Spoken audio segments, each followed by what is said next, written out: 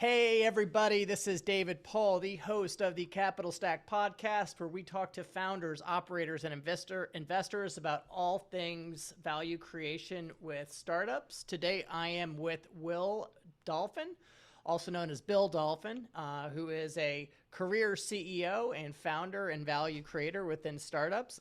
Recently sold CueSquared, which was a digital health company slash fintech company, and has a long history of experiences working in biotech and med device, as well as software IT. So, Bill, how you doing? Yes, well, thank you very much, David. It's a real pleasure to speak with you. And I apologize for the background. I'll put this out here. I've just moved, so I'm still in a bit of a mess here. But thanks for the introduction. Are you getting evicted or? Some days it feels like that, I'll tell you. No, we just moved into a new home, so Good. Well, it's been a couple years. You only look like you aged a little bit. yeah, So, this, but these years they take a toll on you, and we'll talk about it further. But startups, great fun. and so last time we talked, you were CEO of one of my former firm's healthcare IT companies, which was in the patient engagement space, That's right. which we merged with another EHR company. And then since then, you started a payments company, and I'd love to talk to you about a little bit about your background leading up to that, as well as kind of what happened with CueSquared. Yeah, certainly. Yeah, as you mentioned, I was working with the patient portal company, and we kind of got out of that with the skin of our teeth. I was brought in there to turn it around. It was a bit of a train wreck, and we got it up together, profitable, and then I think we got out in a reasonable condition. But yeah, during the patient portal and But patient don't worry, Bill. engagement The issues. next CEO screwed it up. So Oh, well, I'm not. It's who knows. We did actually a good job pulling it you together did. as we You did a were. great job. I think. It's a shame we put that asset with that other asset, but Yeah, another story. that was a mistake. But yeah, just a little bit of my background. I'm essentially an academic gone bad. I was a professor of biomedical engineering at Boston University for a number of years, and during that time, I started my first company, a company called Sonomed, which was a medical device company. And that came about because my first child had a hearing impairment. And I started with, there must be a better way to test hearing. We built a system which is now used throughout the world. And I sold that on to a NASDAQ company. And after that, I started international travel. So I was in a company called SpectraNet, which was near infrared spectroscopy down in New Zealand, then over to Australia, where I was running another medical device company. We did a reverse merger to buy a listed company in regenerative medicine that we turned into a NASDAQ listing here in the US. And then Omedics, we learned an awful lot about patient portals and patient behavior and how they don't like to use portals. And that's what turned into CueSquared, which was a really simple idea, make it easy for a patient to make their payments. And that's what we did. So, starting from the beginning, so you saw a pain point with your own family, and then you just jumped from being an academic into creating a medical device. So, I mean, like, how did that just like come into fruition? I mean, did you have an entrepreneurial itch as a younger man, or did you have somebody pushing you? How did No, that? I'll have to say I didn't. And I kind of I apologize to my brother.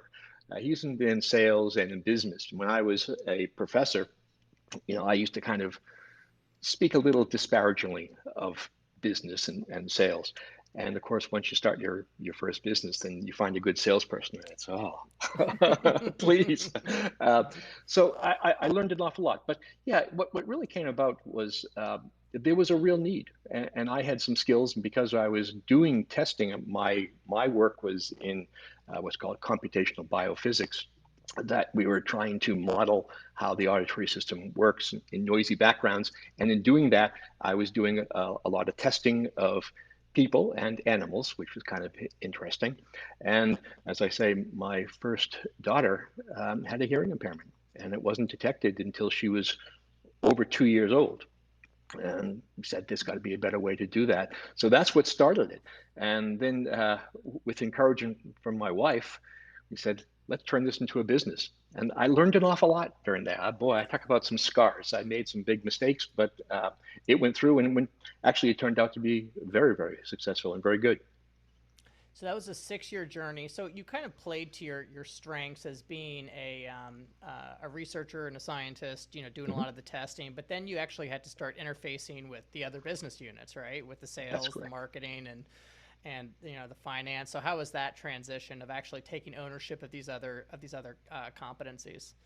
Well, it was a great journey, and it really opened my eyes to really just what else is out there, and all the different aspects of a business and how complicated a business really is when you start running it, working with people.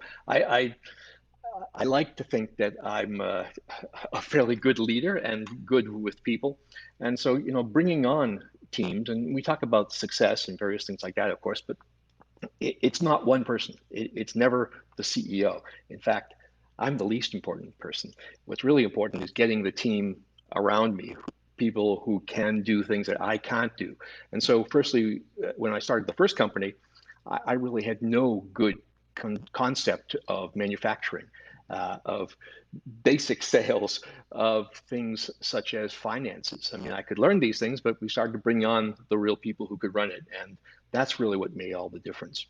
And so, uh,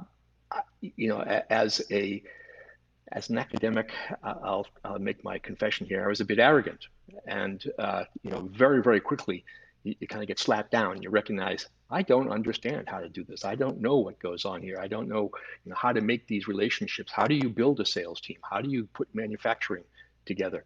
And of course, in the lab, you build things that a graduate student can work on. But now we wanted to have the medical testing. This was a device that was going out to the newborn nurseries, and so we needed to have volunteers, people who have no training whatsoever, be able to run it. And the old adage, it's hard to make things foolproof because fools are so ingenious. How do you make it so simple and really clear to do this sort of a fairly complicated test? And so that was a great learning experience for me. Yeah, so that makes a ton of sense. You went into it thinking that you had all the answers for all these different domains, and I think everybody in earlier in their career has that. I certainly do. I don't know if I've shaken that yet, actually, but I have. It's if been knocked you out of me, I'll tell you. so how did you know how to identify the right talent? Because as a CEO, you're expected to bring in the right people, and I think everybody who's worth their salt knows that as a CEO. But being someone with no real business training, coming from the academia, how are you able to know like who's a great sales guy, who's a great manufacturing guy? A little bit of trial and error, but also just reaching out to people. And I had several great mentors. That was really, you know, invaluable. The first person who actually, the first investor in my company called Sonomed, was a fellow by the name of David Lubrano, who was with Staples, the CFO of Staples, and he was ruthless. He would push me, and it was really great because he was asking questions of how are you going to do that, just like you're asking me. But who are you going to get? How do you find a person? Well, I know a person you ought to talk to. All right, now start drilling down. Does this make sense? Is it really going to work? How are you going to do that? What are the metrics that you have to be watching? And that was one of the things that he really, I think, instilled in me the idea that one has to have clear goals and clear metrics every step of the way. And you start with little pieces to build this up, whether it was initially getting a manufacturer and doing the testing, getting investors, bringing on your first sale, and moving up all the way through. And that was a great. So I owe an awful lot to him. Yeah, no, that makes a ton of sense to me. I quote one of my old portfolio company founders saying that he's generally most successful when he clearly identifies what he's trying to do. Right? Funny how that works. And it's so common. But in the startup environment, people get they start forming plans and, initiatives, and, they execute on, half-baked ideas, like 30 to 40% of an idea that really hasn't been thought out. So how did you balance execution versus strategy? I don't know if there's ever a balance in that. They are separate, but they're also totally entwined in that unless one can execute on your goals, you get nowhere. The proper strategy means that you have to understand where you're going. And when I talk to companies and I do my advisory and talking to young or newer entrepreneurs, there's always you have to ask the question of the what are you doing, why are you doing this, how are you going to get there. But then the critical questions that really fall into the strategy side of the what if something goes wrong, because it's going to. What are you going to be doing? And the other piece that I've learned over the years is we're always operating on incomplete information. And so the question comes, how certain are you? And if we look at this as a distribution, where are you on the curve? Am I very certain that this is the right way to go? Am I very certain that this will work? Am I very certain that the competitor is going to do that, or customers are going to like this? Of course, how do you know that is another question, but or am I quite uncertain? And the degree of certainty really translates into risk. And strategy is really a game of risk. How am I going to move this forward? What's going to happen? That's so interesting you say that. I've heard somebody who used to look at financial models, and he would actually color code them, red, yellow, green, and he would have intellectually honest conversations with his founders on what's the level of certainty with any of these assumptions. Yeah. And it really drew a really great strategic discussion. Yeah. No, that's, we often joke about the CEO being the chief decision officer, really. And so how are you able to move forward? And I think that's the other thing that early entrepreneurs and early CEOs have to kind of grips with. One, I don't have the information, but I have to make a decision. The old not making a decision is a decision. So how am I going to, one, get the information, and how certain am I, how am I going to be able to move forward? And, I remember in my early days, I used to play a lot of chess, and thinking, oh, chess was good training for business because it sharpens the mind. Well, chess is terrible training for business. Gambling, or if you play Settlers of Catan, that's a great experience, and that's a great skill to learn, because you're working on statistically what's the likelihood of something happening. And the other piece is, don't confound the decision process and the outcomes, because sometimes you make the decisions are all the right way and it doesn't quite work out. There's an element of luck, there's an element of unknown that goes into there, but that decision process is really the key to the strategy. And how does a successful entrepreneur move forward? And companies that are successful have made the right decisions. And so you would have to make those decision processes with your team. Oh, absolutely. And of course, going back to the earlier discussion about hiring the competent team and a very good team, a team, you always want to have people who are better than you at what they do, right? You bring them in, and I assign responsibility. So, the manufacturing group is in charge and responsible for making sure that the product is properly manufactured at cost and with quality. But an element of responsibility is authority. And so you have to give those people the authority to make those decisions. And with the responsibility, authority comes accountability. So, if they tell me this is what we have to do, and they're quite certain this is what we have to do, we say, okay, what are we going to put on that? And, whether it's a bonus or, charging against their what they can move forward next time, and then they go ahead, and that's what we do. So it's the responsibility, authority, and accountability. And I think that's the other part that becomes really important is separating kind of an outcome from a decision making, but also you never attack the person. So a decision might be wrong, an outcome might be wrong, there may be a mistake made, but if it was done for all the right reasons, what did we learn? Right. Exactly. So you brought Sonder to an exit, and that was assumed a good outcome. Was it a strategic that bought it? Yes, yeah, it was a NASDAQ listed company. Okay. And then, so what was that like going through that process? Well, that was my first time, and so that was an eye opener. Hmm. You know, going through having somebody really tearing through the financials, the IP, your technology.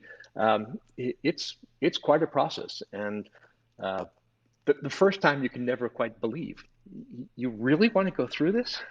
Okay, and we'd spend 2 or 3 hour sessions digging into the software and the technology, going through all our books, and that you didn't quite, particularly as my first time going through, there are holes in the company that we didn't quite document things properly, or there was little bits Sure. of mess up, and so all those pieces was a great learning experience for me. Sure. And after you sold, you're in the CEO club. So how did you jump into another CEO gig? I mean, did you take some time off? Were you just known in the industry? I mean, now you're just on the CEO train. Well, very interesting.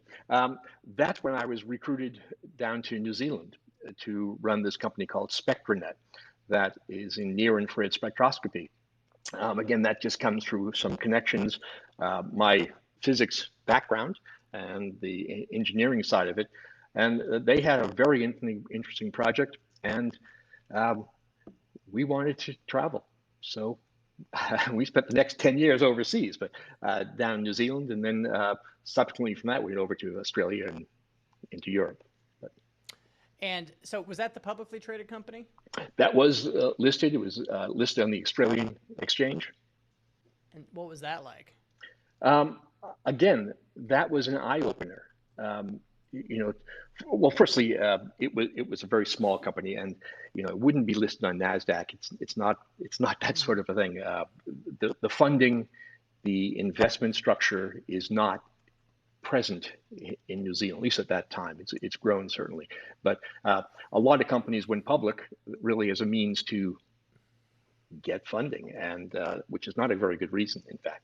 But yeah, no, it was really great. And subsequently, when I was with Avita Medical, resell Nasdaq listed, you learn how to deal with analysts, Hmm. and they have very little time for you, and so they drill questions, and so making sure that you're able to firstly pull out the numbers and make sure you're able to tell the story and really understand where you're going was again a great series of experiences.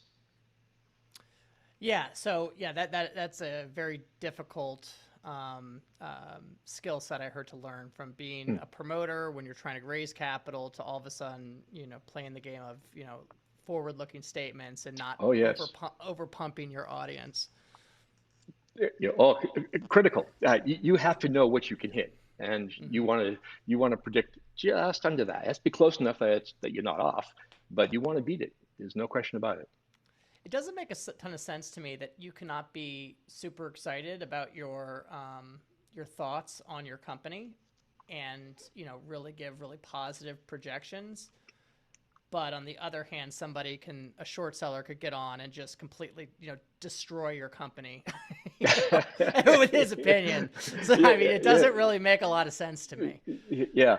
Well, that's part of, I guess, the art and the science of making sure that you do project the enthusiasm, the positivity, the optimism, but understand where we really are, project the correct, I suppose, caution in making your projections, and making sure that you can be, with a public company, the concern always is, do these guys know what they're doing? Can I trust what's being said? If I'm giving guidance, do I have any accuracy? And we look back and forwards about that and say, yeah, if this guy is regularly on time and hits things, terrific. And that's true of every aspect of your business, isn't it? I mean, whether it's your sales team, your development team, your software manufacturing, uh, there's credibility, and you earn that by hitting your numbers, hitting your promises, hitting your targets, and making sure, as you say earlier, you know where you're going. Well, you have to know you can get there. And the way you know you get there is by showing each step of the way. This is why I never want to be an operator. You just have to be so optimistic with your team, and you really have to want to help them develop. I just don't have that kind of endurance. Yeah. Oh no. Well, that's really fun. That's interesting. Again, you say that. Um, positivity is obviously crucial, and you have to have an optimism, but you have to be honest. And I think that's one of the elements that, again, early stage CEOs kind of fall down on, in that there's always going to be a problem. And if you try and hide that or pretend it's not, well, the others know it, and they Mm-hmm. don't. They no longer believe you, or we start heading towards a disaster, and everyone's aware of it. But we keep on saying rah rah rah, it's going to be great. And, well, it's not going to be great, and most companies fail, as we know. And the reason they fail, in part, is because they aren't honest with each other, and we don't lay out what are the real issues. They aren't speaking truth to each other. Yeah, and I noticed that specifically on the investing front. There's a fine line between lying and promoting. Sure. Really, what is, that I got this versus everything is literally a dumpster fire. So how do you think about that? Yeah. Oh, well, with investors, again, this is, in my first company, I guess I learned how to deal with investors somewhat, and I learned how to deal with the board. And, when I first started, I'll be honest here, I wasn't using my board. I was using my board as uh, as kind of a rah-rah, and I tell them the good things, and I didn't tell all the bad things. And I very quickly learned that talking with the board regularly, talking with your investors regularly, sharing the concerns makes everybody feel better. If I have a problem that I think might come up, if I share it with you, and you as an investor see this as, that I'm aware of it, it's on the radar. All right, how am I going to address it? And maybe it doesn't come up, and we go, great. Maybe it does come up, but you're prepared for it. So, the fact that you can have these sorts of communication, and that means sometimes sharing bad news. I think it's a really important step. One of in my first company, this is a lesson I kind of learned. Um, we had some difficulty getting funding, and we had about 3 months, maybe 4 months runway. And one of the people I was talking to was saying, don't tell your team and they shouldn't know. And I made the foolish, innocent mistake, but we had a team meeting with the whole group, and I said, this is where we are. And, I don't know if we're going to get funded.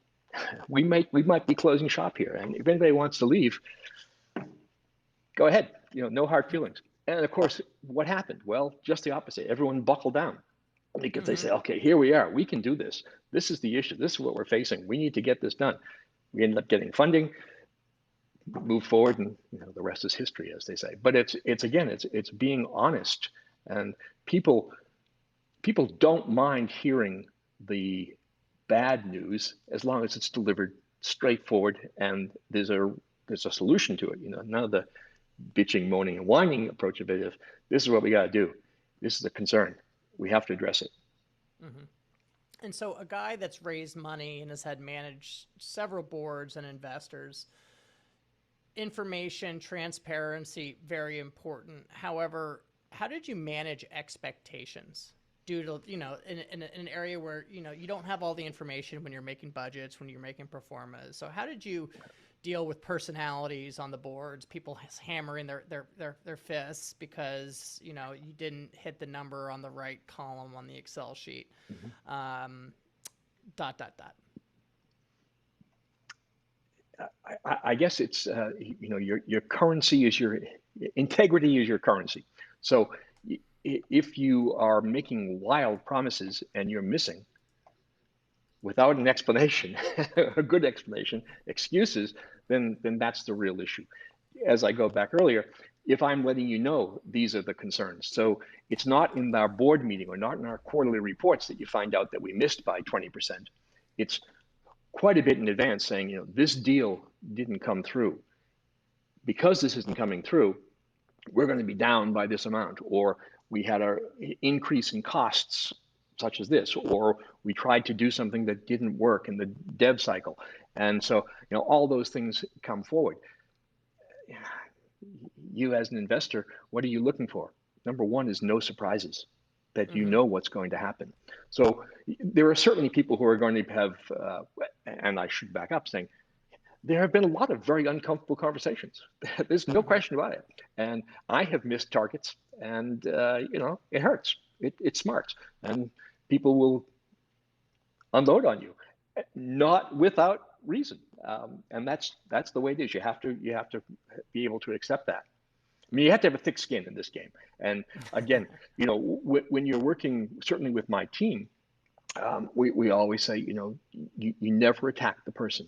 You attack the outcome, you attack the goal or the failure, but never the person. And so if we made a mistake, and I say we made a mistake because I agreed to doing these sorts of things, it wasn't just the manufacturing side. If we made a mistake, then it's not a blame game. It's a what did we do wrong? What was our failure in our decision process? So strategically, how did we come up with these decisions? How did we decide to go ahead with it? And what went wrong? Integrity is your currency. I really like that. And I really do appreciate those founder heuristics of using we as the pronoun when you're addressing successes and failures, because generally speaking, that says a lot about the person's character. So what was the next step after your Australian and New Zealand adventures? Yeah, well, with the Australian company, the medical device company, was kind of interesting because I bought a competitor, which was my first acquisition, which is always fun, exciting. I sold a division, a German division, and we were on a roll, and that's when we started a reverse takeover of a publicly listed company. It was at that time called Visiomed Clinical Cell Culture, and then we renamed it as Avita Medical. But that was a whole nother step of really understanding that there is a way to make this move without just buying a company or changing it through. And the issue there was that the company Avita was not performing terribly well. There were several common board members on the two companies, my company and Avita, and so we put them together as a merger. Okay, that sounds exciting. Oh, it was exciting. It was great fun. It was great fun. Again, it was one of those real learning experiences because of the scale of just how you're doing this. And so then you went back to the U.S.? Then I was in England for a number of years, and then moved back over to the U.S. in 2011, and I've been here since.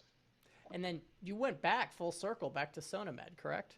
I went briefly with Sonomed. That's right, and that's when we ended up selling it. Did the acquirer just screw things up and they needed you back?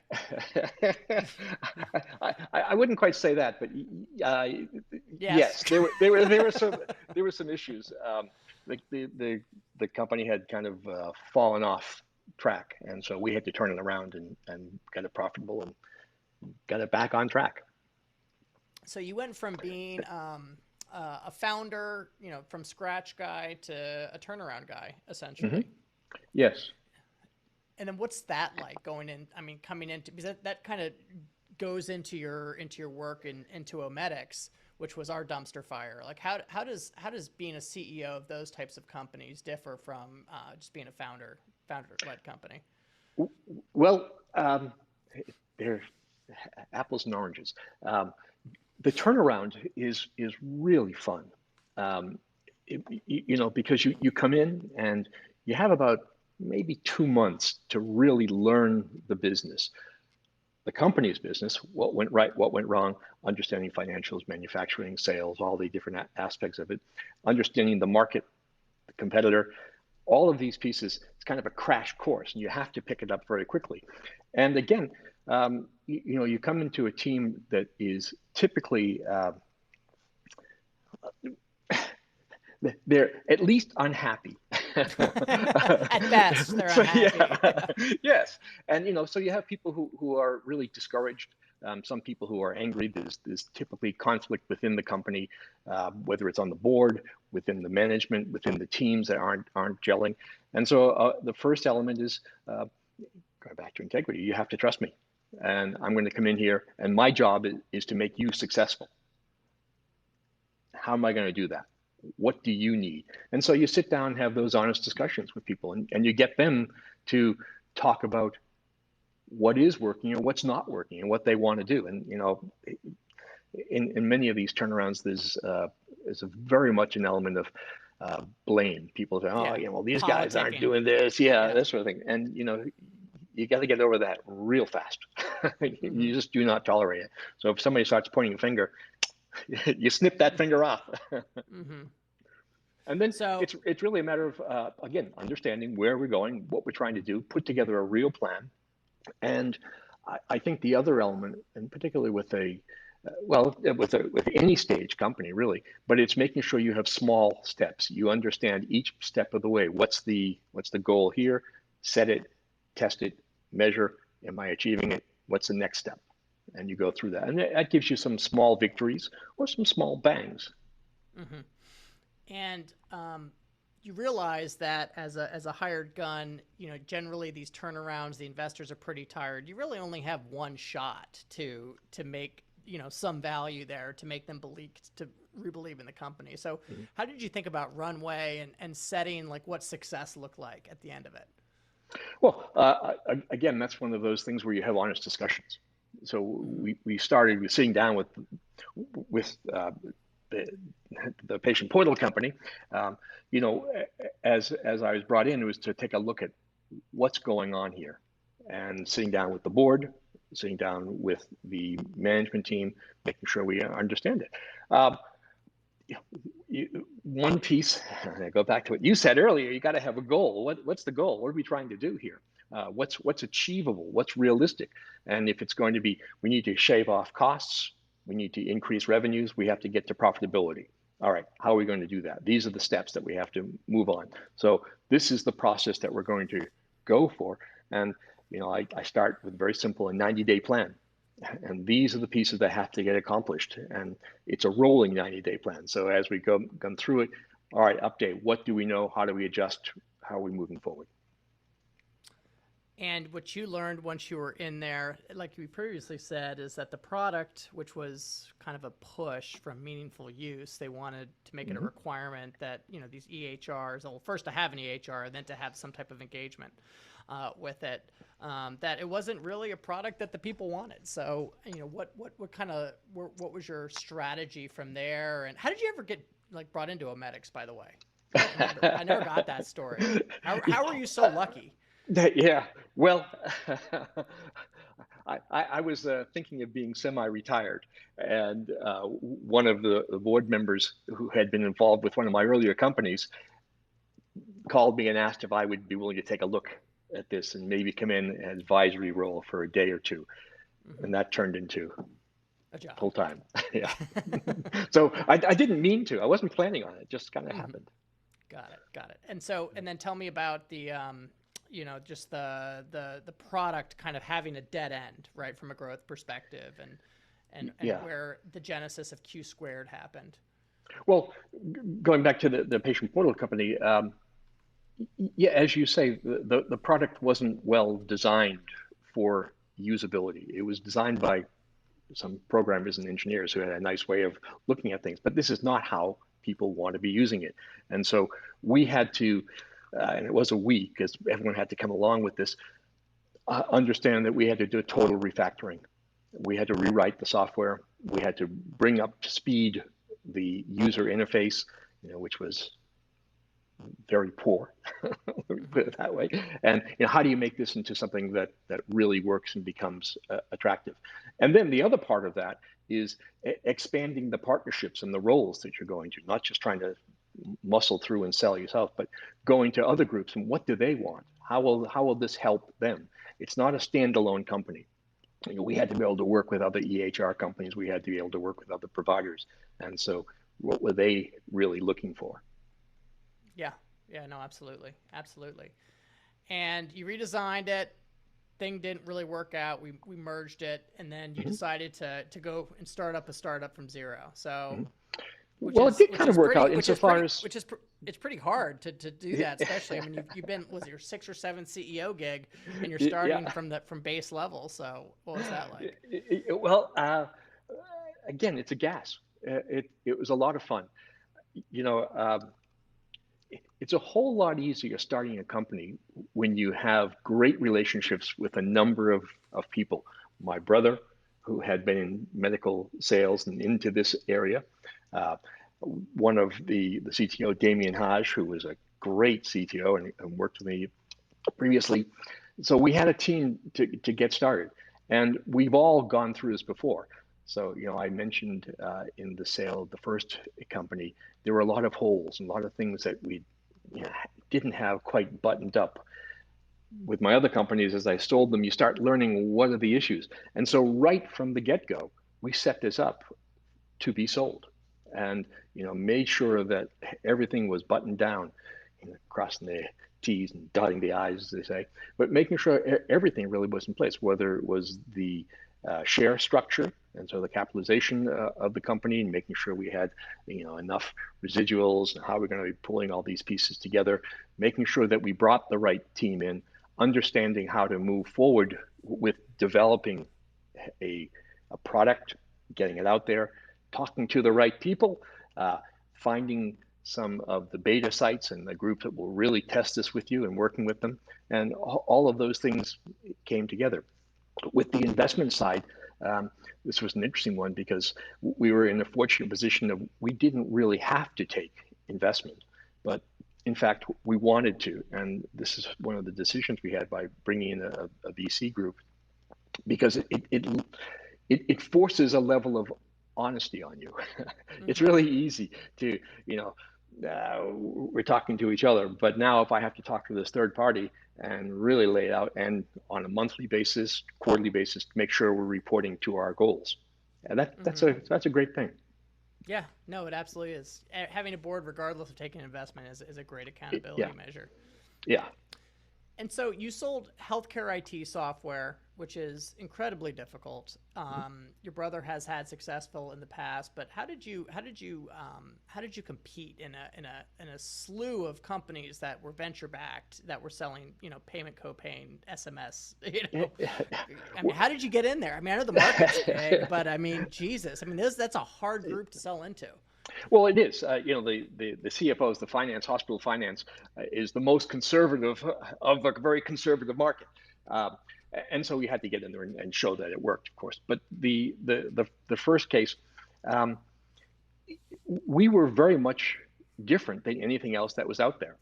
Um, this to this day, the majority of billing goes out to patients via paper mail. Mm-hmm. Something like 85% of people receive their bills by mail. Mm-hmm. Now, do you look at your mail? No, I don't look at my mail. especially if it's a bill, it goes right in the trash. Exactly. Or at best, it goes in the corner of your desk, Mm-hmm. Um, and so people were not behaving that way. And then trying to, as I learned from the patient portal, patient experience company, people don't like to use portals. They don't want to log in. And how do we live? Well, we live on our phone.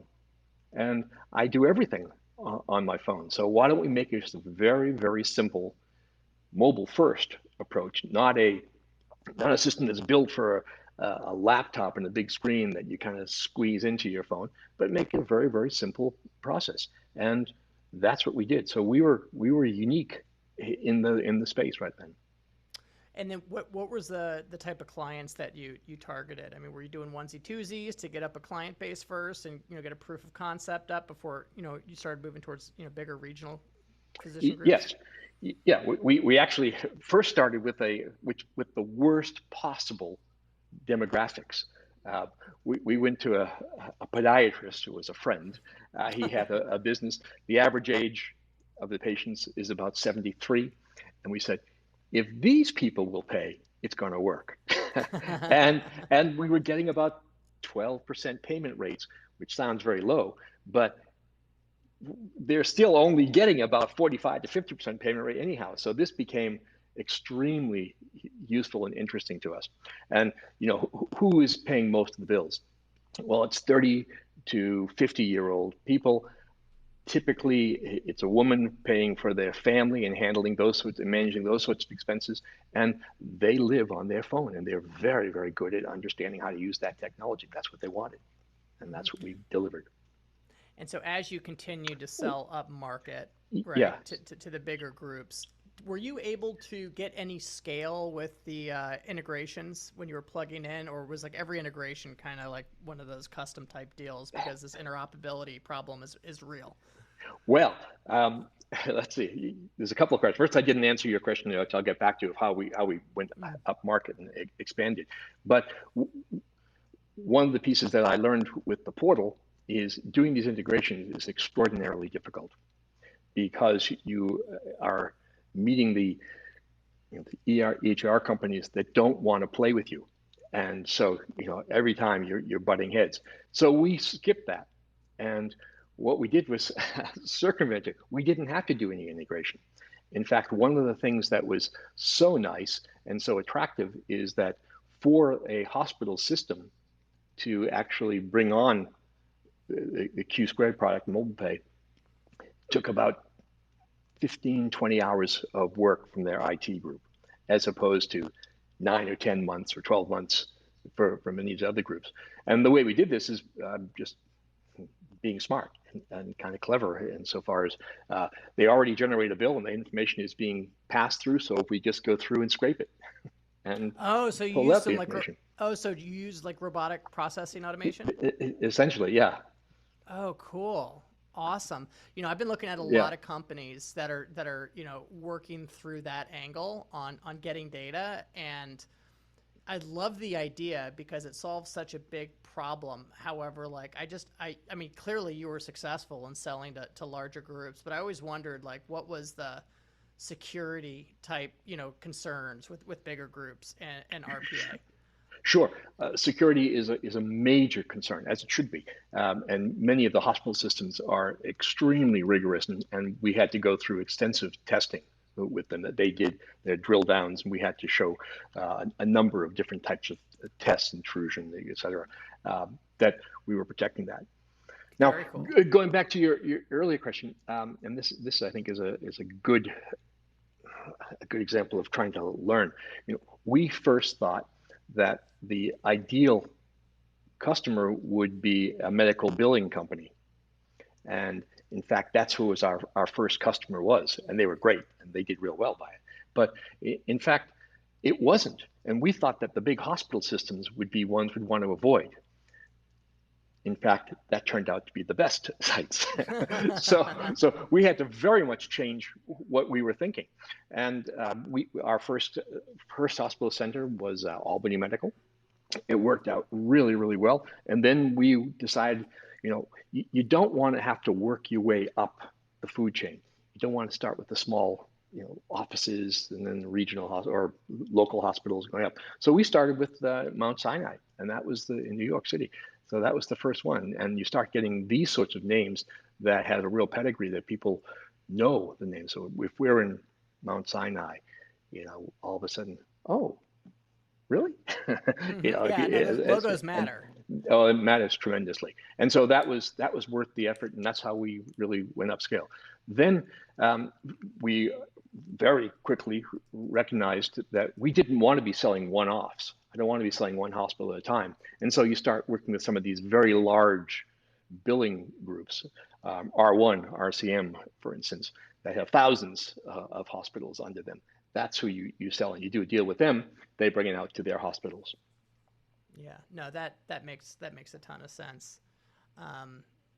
It's so funny. I see I'm starting to really kind of explore healthcare IT and some tech-enabled services, and it seems that the common trajectory for the go-to-market is always the onesie-twosie practices because they can get a little bit more velocity on a sales cycle, so they can show investors traction. But the rate of consolidation of these small clinics is outrageous, and the amount of cost that's associated with integrating with these small practices is just untenable.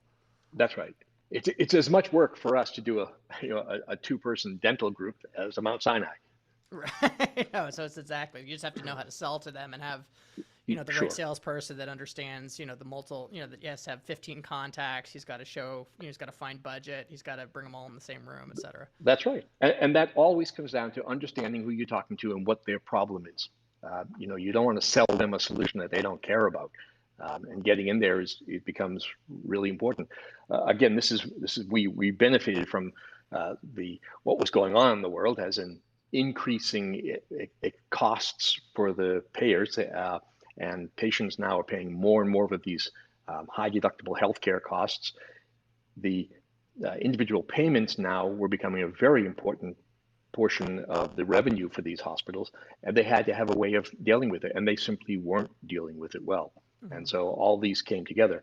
And then we benefited from the pandemic, as in hospitals were really getting hurt.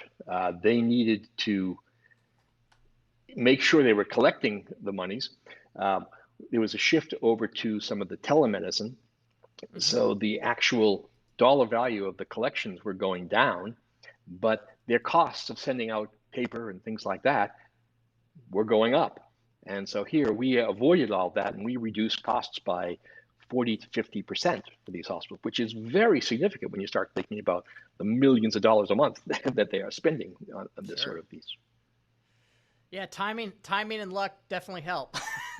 Oh, absolutely. No question about it. So the Bill Dolphin book of CEO, Manual of Being a CEO, what's chapter 1, 2, and 3? The most important chapters. Or maybe it's the last 3 chapters. I don't know. Maybe it's a 3-chapter book. What are the 3 core things a founder and CEO should learn and internalize to be great? Number 1, how to make a decision, and recognize that they have to ask all the questions before any decision is made, but being able to move forward. The second is integrity and absolute brutal honesty within the group, to your investors, internal and external. And thirdly, the adage I always use with my kids to make fun of me, but life is an awareness game. And so making sure that you are adequately aware of what is going on out there within your company and outside, for the market, for the target market you're going to, for the competition. So being aware. That's great. That's great. All right, time for some canned questions for you, Bill. What is your favorite book? Gosh, there's. I actually have it right behind me. One of my favorite books. There's a whole slew of books I'd like to say.